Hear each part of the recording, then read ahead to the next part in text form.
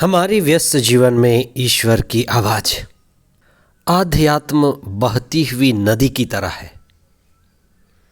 निर्मल, निश्चल और परिवर्तित, आत्मा द्वारा संचालित।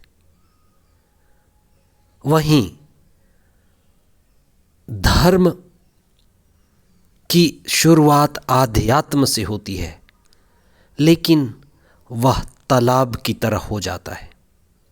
पानी बहना रुक जाता है और निर्मलता और निश्चलता समाप्त होने लगती है।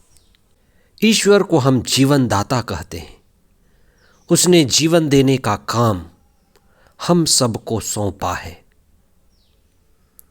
लोकहित में जीना, दूसरों की भलाई करते हुए दूसरों को जीवन देना। आज हम इस पर चिंतन करें कि किस तरह से धर्म के द्वारा जीवन मिलता है या धर्म के द्वारा बहुत के जीवन का विनाश भी होता है। दूसरा सामान्य सप्ताह 22 जनवरी 2025 बुधवार। इब्रानियों के नाम पत्र अध्याय 7 पद संख्याएं 1 से 3 और 15 से 17 तक। संत मार्कुस का सुसमाचार अध्याय 3 पद संख्याएं 1 से 6 तक। एक शब्द है पुरोहित, और इसका बड़ा प्यारा अर्थ है। पुरोहित दो शब्दों का मिलन है, संगम है। पर यानी दूसरा, हित यानी भलाई। अर्थात पुरोहित वह जो दूसरों की भलाई हेतु कार्य करता है। बपतिस्मा में यही बात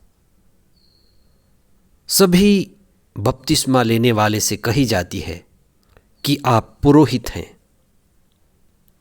दूसरों की भलाई हेतु जीने वाले हैं। इसलिए बृहत रूप में हर कोई पुरोहित है। हर लोकधर्मी पुरोहित है जो दूसरों की भलाई के लिए, लोकहित के लिए जीता है। वहीं दूसरे तरह के पुरोहित हैं जो पूजा में, पाठ में, कर्म कांड से जुड़े हैं। वास्तव में यह संकुचित अर्थ है। आज के सुसमाचार में ईसा मुक्तिदाता के रूप में अपना कार्य करते हैं।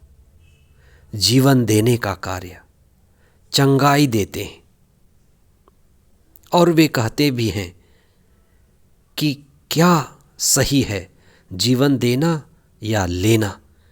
क्योंकि कुछ लोग जब विश्राम दिवस के दिन ईसा चंगाई कर रहे थे, उसका विरोध करने लगे। वे अपनी पुरानी परंपरा, घिसी पिटी मान्यताओं के द्वारा जीवन देने से रोक लगा रहे थे। एक सूखे हाथों वाला व्यक्ति विश्राम दिवस के दिन चंगा किया गया था, लेकिन कुछ लोग इससे सहमत नहीं थे, विरोध कर रहे थे। फिर ईसा ने उन व्यर्थ की मान्यताओं को, उन व्यर्थ की परंपराओं को जो जीवन लेने वाली हैं, उन्हें तोड़ते हुए, उनका विरोध और विद्रोह करते हुए जीवन देने का कार्य किया। धर्म को शुद्धिकरण की जरूरत है। धर्म में कई कर्मकांड, मान्यताएं, परंपराएं आ जाती हैं जो कुछ समय तक सार्थक होती हैं और काफ़ी लंबे समय के बाद उनकी सार्थकता खत्म हो जाती है, व्यर्थ हो जाते हैं। इसलिए धर्म को निरंतर परिवर्तित होकर, आत्मा द्वारा संचालित होकर शुद्धिकरण की जरूरत है। इसलिए आध्यात्म के मार्ग पर हमेशा आत्मबोध, आत्मचेतना और निरंतर परिवर्तन, अच्छाई और सच्चाई के लिए जरूरी है।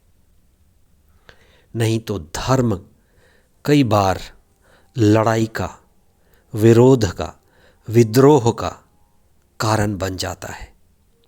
हम कुछ समय मौन हो जाएं, शास्त्रों को पढ़ें, पवित्र आत्मा से जुड़ें, प्रज्ञा और बुद्धि और विवेक के लिए प्रार्थना करें, धर्म में शुद्धिकरण और परिवर्तन के लिए भी प्रार्थना करें।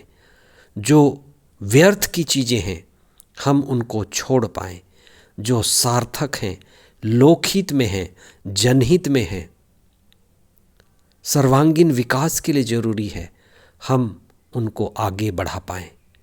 यही प्रार्थना करें कि सभी धर्म, सभी समुदाय आध्यात्म में बढ़ें और पवित्र आत्मा हमारी अगुवाई करे। आमीन।